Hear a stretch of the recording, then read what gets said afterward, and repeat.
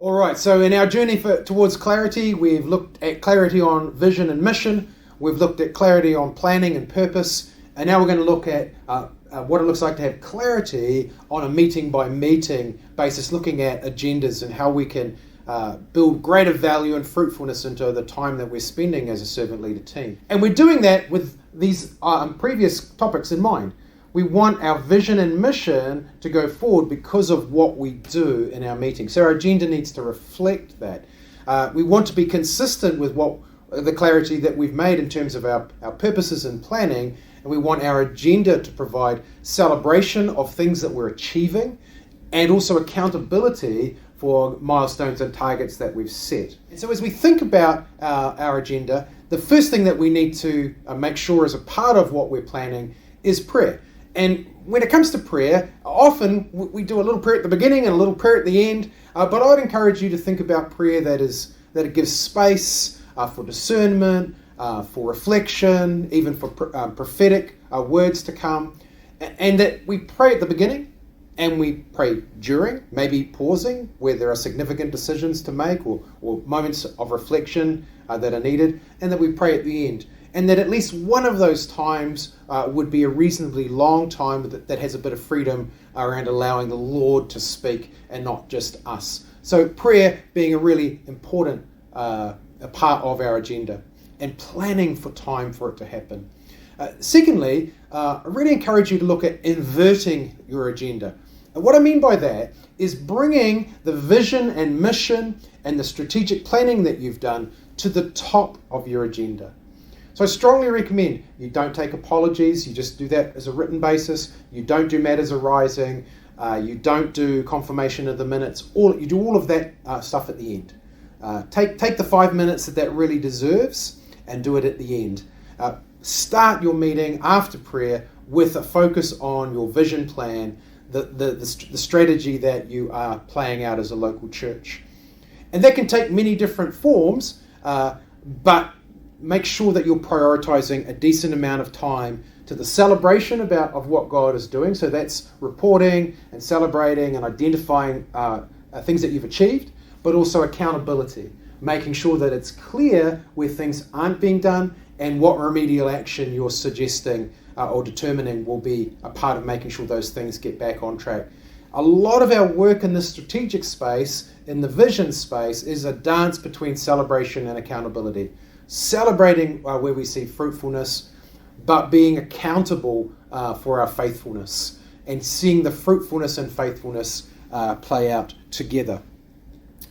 Third big idea, when it comes to matters arising, I really encourage you not to have that as a separate item in your agenda, but actually do work on your agenda formation by looking at the previous minutes and asking what things need to come back to the meeting and include them as distinct agenda items where they can fall at the right place in the meeting given the other things you're discussing. Sometimes matters arising, you can still be doing that an hour into the meeting and you might prefer to be doing those things as they more naturally come up. Fourth, I'd recommend you look at a form agenda, you look at creating a rhythm that's consistent and that allows you to make sure you cover the things that are most important to you. Some of those things will be like making the time to invert your agenda and get the most important things done first.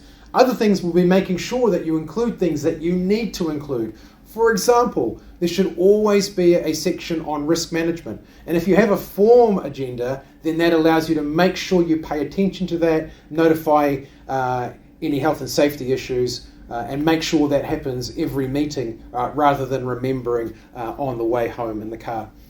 5, I would suggest that you think about whether agenda items fit one of 3 categories. Are they matters for decision, where a successful meeting will look like a decision about a particular thing, in which case what information is needed ahead of the meeting in order for that decision to be made.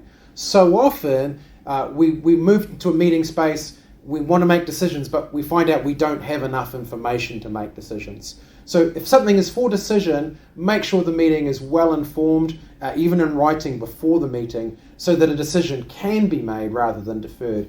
Second, is the matter for discussion, that you don't intend to make a decision, but it's a part of your ongoing discernment. A lot of the work we do in the strategic space might not be decision making, but discussion and discernment, where we're looking to get on the same page about something and to understand something, but not necessarily to make decisions.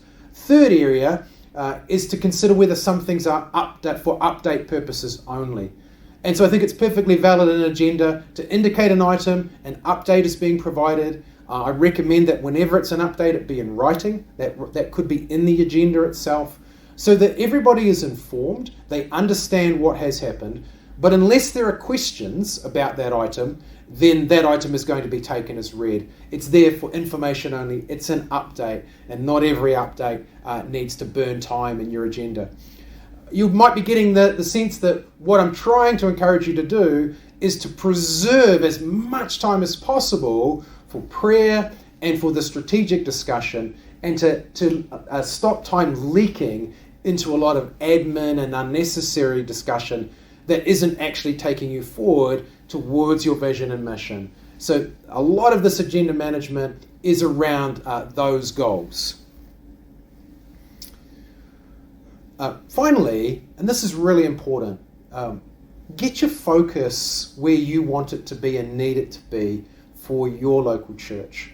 In our constitution, we see servant leaders as being about spiritual oversight and strategic governance.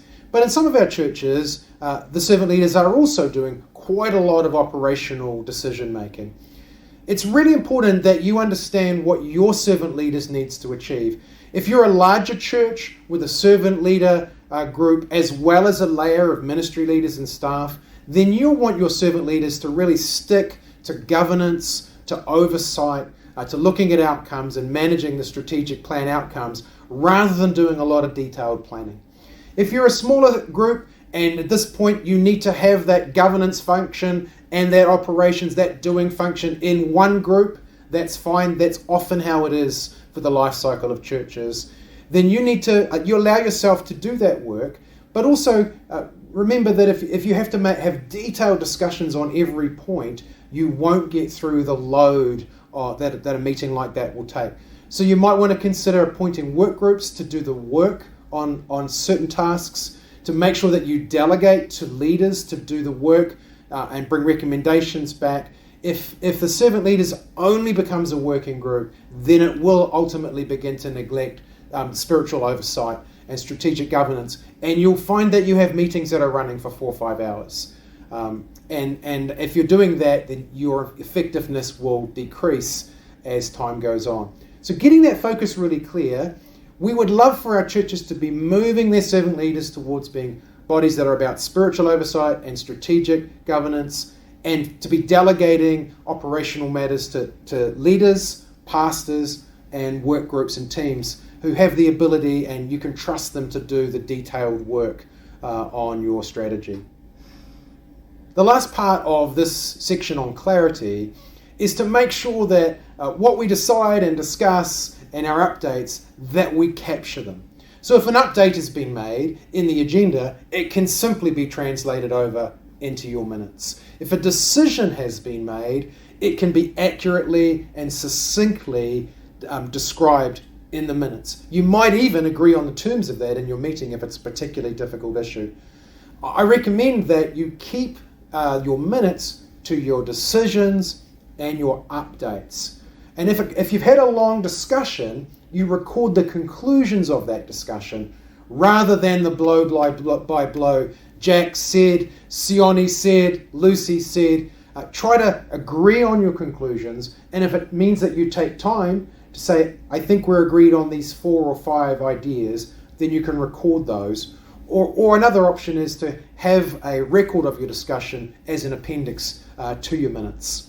But I do recommend that you don't fill your minutes with discussion, that you focus on decisions, updates, and any agreed summary of discussion. Part of our national church policies are that each servant leader's team would keep minutes. It's a part of your constitutional responsibilities, and it also sits at a policy layer that decisions are being documented. So it's great as part of the portfolio idea that we've talked about in previous training videos, is to have someone who is serving as the secretary. someone who is making sure those minutes are being taken, and that you reflect on the adequacy of your minutes. Is this what we want? Are they too detailed? Are they not detailed enough? So that your minutes are serving the goal of providing clarity. So that we have clarity of vision and mission, we have clarity around purpose and planning, and we have clarity around how our meetings are operating and what we recorded. The goal is clarity, that we might be more fruitful, that we might see advance in the kingdom, and that we might be more faithful. This dance of celebration and accountability, of celebrating fruitfulness and committing to faithfulness as a leadership team.